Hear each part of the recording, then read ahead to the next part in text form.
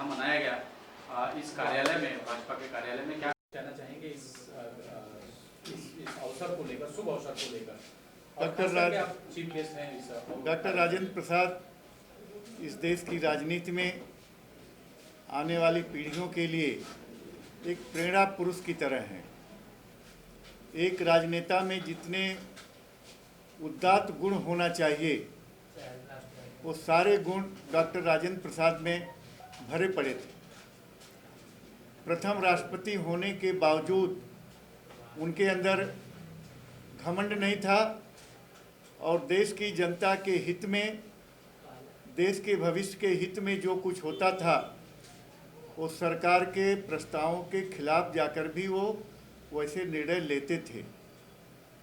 ये जो दो उदाहरण हमने दिया, हिंदू कोटविल का और गुजरात में मंदिर का, दोनों में उन्होंने पंडित जवाहरलाल नेहरू की इच्छा के खिलाफ जाकर के अपना निर्णय लिया और देश की जनता में उन्होंने एक नया उदाहरण स्थापित किया।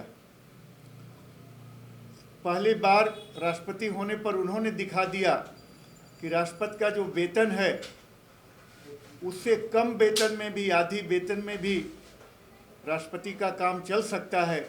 ऐसा उदाहरण इस देश में बहुत कम देखने को मिलते हैं।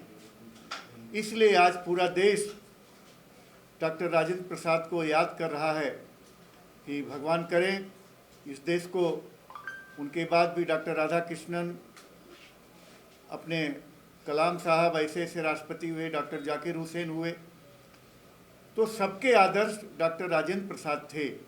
और इस देश को गर्व है कि राष्ट्रपति के रूप में, पहले राष्ट्रपति के रूप में एक आदर्श व्यक्ति उस कुर्सी पर बैठा और आने वाली पीढ़ियां उनसे प्रेरणा लेती रहेंगी। पूरे महाराष्ट्र में इस कार्यक्रम को किया जा रहा है आज के दिन, उसको लेके कैसे देखते हैं आप?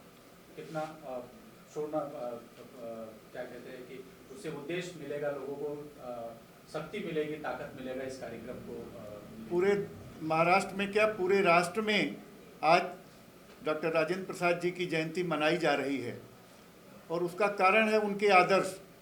उसका कारण है कि उनका देश के और संविधान के प्रति समर्पण, और उनकी बुद्धिमत्ता का सबसे बड़ा प्रमाण है कि वे जो संविधान सभा के अध्यक्ष बने, लेकिन उनकी दृष्टि में डॉक्टर बाबा साहब अम्बेडकर ही संविधान लिखें, इसलिए ड्राफ्ट कमेटी का चेयरमैन महात्मा गांधी और डॉक्टर राजेंद्र प्रसाद जी ने मिलकर डॉक्टर बाबा साहब अम्बेडकर को चुना। और यह उनकी दूरदर्शिता का सबसे बड़ा प्रमाण है कि इतना बड़ा संविधान, पूरी दुनिया में सबसे बड़े लोकतंत्र को चलाने वाला संविधान डॉक्टर बाबा साहब अम्बेडकर ने लिखा।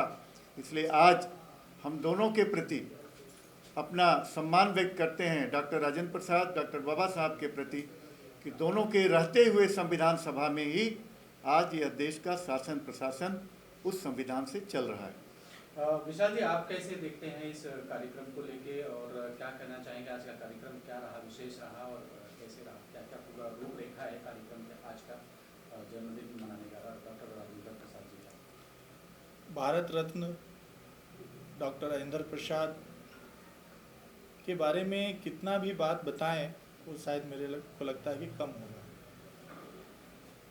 जिस प्रकार से उन्होंने संविधान का लेखन जो है, बाबा भीमराव अंबेडकर को चेयरमैन बनाए,